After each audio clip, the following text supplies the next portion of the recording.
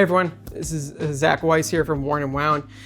I want to take a look today at the Bulova Snorkel collection that came out recently that are plastic, maybe. They're actually called hybrid ceramic, which is a bit of a mysterious material. Obviously, for those of you who have been paying attention to the world of watches in the last few years, a couple of years ago, we had the introduction of the Swatch X Omega MoonSwatches out of bioceramic. What was bioceramic? They described it as 2/3 ceramic, like zirconium ceramic, which is the same material that you'll see on like a very high-end ceramic watch, maybe typically what you think of as a ceramic watch, and then 1/3 bioplastic. And bioplastic can refer to a whole range of different materials, but it's organic-based plastics. And what does Bulova use in theirs? I don't know.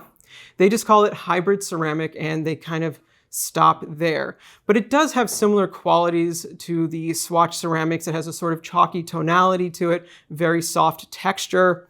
It's supposed to be quite scratch resistant. But ultimately, what's the real difference between a plastic and a ceramic? It's, they're resins. These are composite materials. Forged carbon obviously is another one that we see a lot these days. So it's just an emergence, or a re-emergence really, of plastic watches.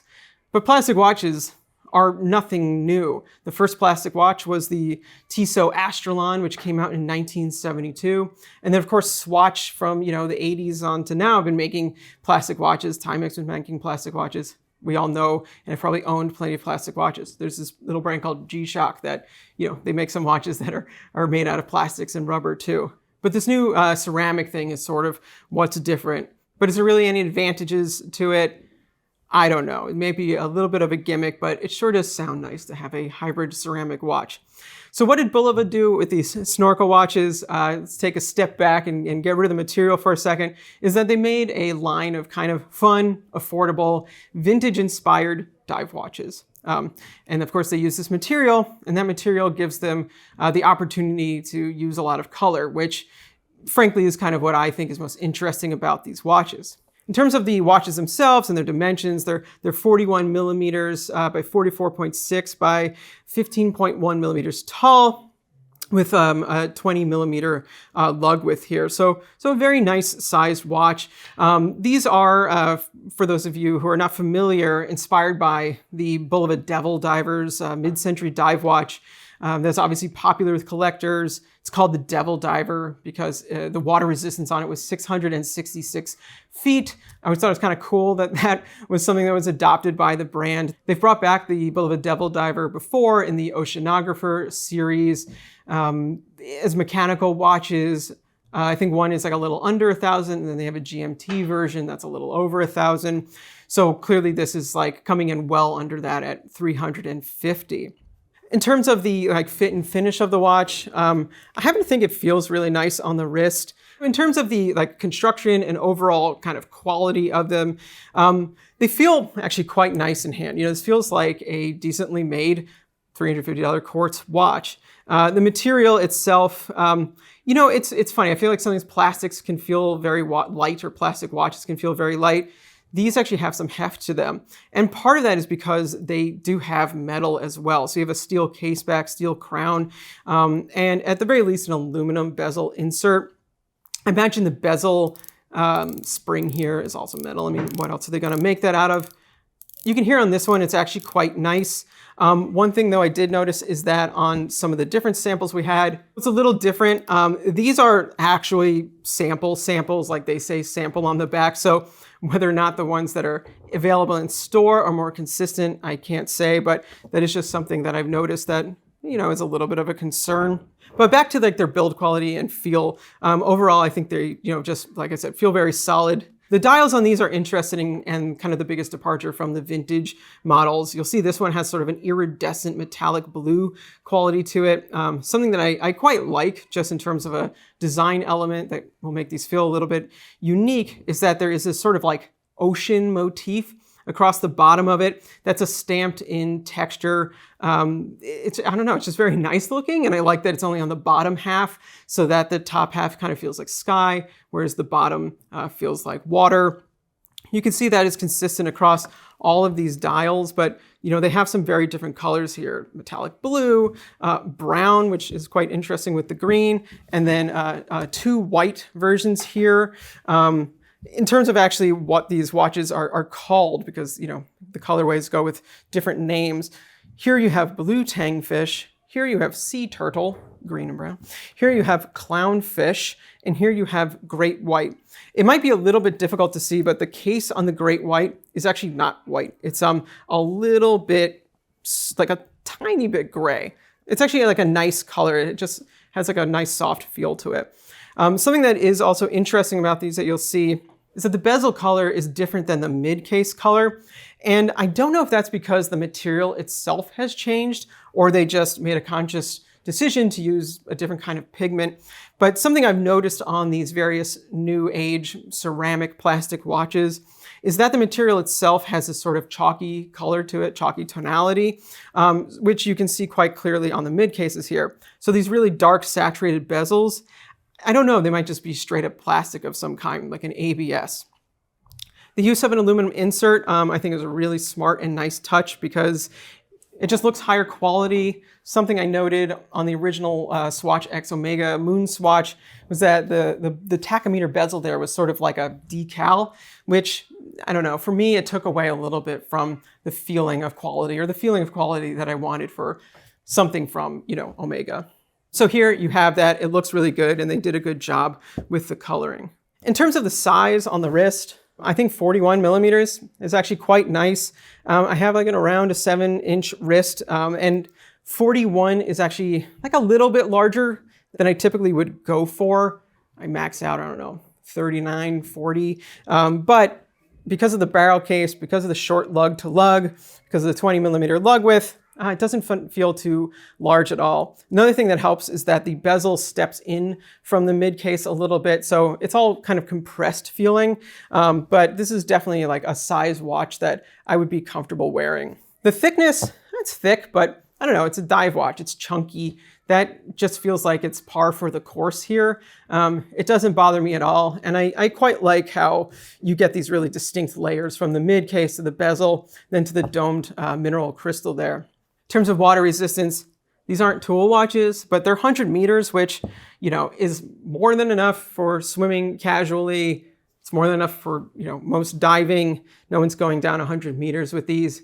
But I think the name of these watches sort of signifies their usage. It's Snorkel, it's not deep diver or whatever. So, the idea is it's skin diving, it's staying up towards the surface, but it is a watch that I think you still could, comfortably swim in.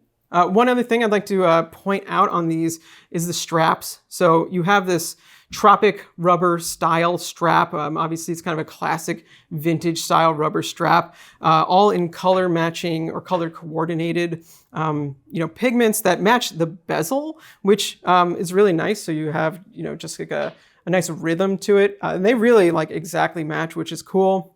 They're quite nice straps, I have to say. They have a taper from the top to the bottom in thickness. They have this sort of sawtooth detail to them. They have that classic sort of woven, molded in texture. They are quick release.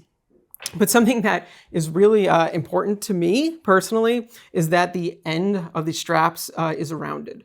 So sometimes on these tropic rubber straps, and they might even be accurate to the original tropic rubber straps from, whenever they were from the 50s, 60s, but they were flat on the top. So what happens is when you wear them, you have these really annoying, just like flat ends and hard lines.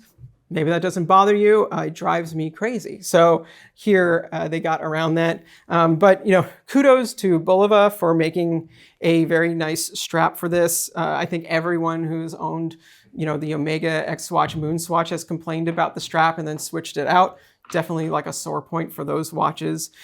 But I will say, the MoonSwatch isn't really the direct comp here. What is the Swatch X Blancpain 50 Fathoms watch. And obviously because this is, a dive watch, 50 Fathoms is a very, very important dive watch, the first true dive watch, yada, yada.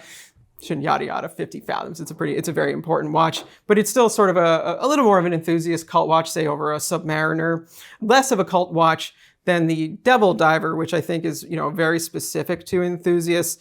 But nevertheless, they made this vintage styled sport watch, and it is a dive watch, obviously, given the history of it, the bezel, and also it is water resistant to 91 meters, which is 50 fathoms. So they stayed true to that. If you go to 92 meters, I don't think it's going to implode on you, but it was just a cute thing to do with 91. I'd say the two biggest differences between these watches, other than, of course, the brand, the look of them, and, the fact that they're completely different watches, just in terms of being, ceramic-based affordable watches, is that the Blancpain X watch uses a System 51, which is a mechanical movement. It's a controversial mechanical movement because it's entirely made by machines. It's questionable if they are serviceable or not. A lot of people say they just kind of throw these out and replace them if something goes wrong. But it is truly a mechanical watch. You have a rotor winding a barrel that powers an escapement. It's a mechanical watch. I happen to think they also are very cool looking. They have these printed graphics on them. They use this mystery rotor. So it's a transparent rotor. It looks like there's nothing there. The reality is the weight's just like hidden out of view, but it's a very cool effect. It's like an exciting watch full of nice little details. The other one though is the metal. So the metal on the Bulova adds some weight to it, makes it feel a little bit more solid, maybe even a little bit better built, but it might just be psychological. And that is, I think, kind of important on watches in these resin materials because they can feel very light and frankly, they can feel like inexpensive plastic things, but these aren't the cheapest watches out there. Like I said, this one's $400, this one's $350. And something that's worth pointing out just in general is that you don't need to pay $400 or $350 and get a ceramic or plastic watch to get a good dive watch. There are mechanical dive watches under $500. My mind immediately goes to Orient. But there's just plenty of dive watches out there, from Citizen, like I said, G-Shocks before, they're often 200 meters. There's a lot of other options out there. So kind of like, what is this? What is the point of this? I think it's a little bit of like showing off new materials, new technologies. There's something futuristic sounding about hybrid ceramic and bioceramic.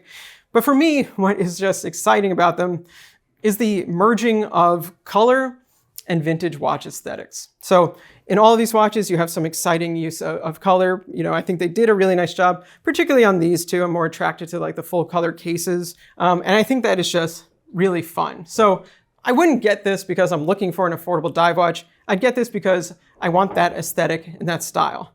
In terms of between the Blancpain and the Bulova, I don't know, that's really just a matter of taste. Get both. They're both a lot of fun. But, more to the point about these watches and this video, I think Bulova did a good job with this. I didn't expect them to be entering into this hybrid ceramic world. I don't know where they're going to go from here, if this is going to be something they're going to expand on or if they're one and done here. But they did a good job at making a fun watch. And I certainly can't fault them for that. Are there better values at $350? Sure. But these are unique and fun watches.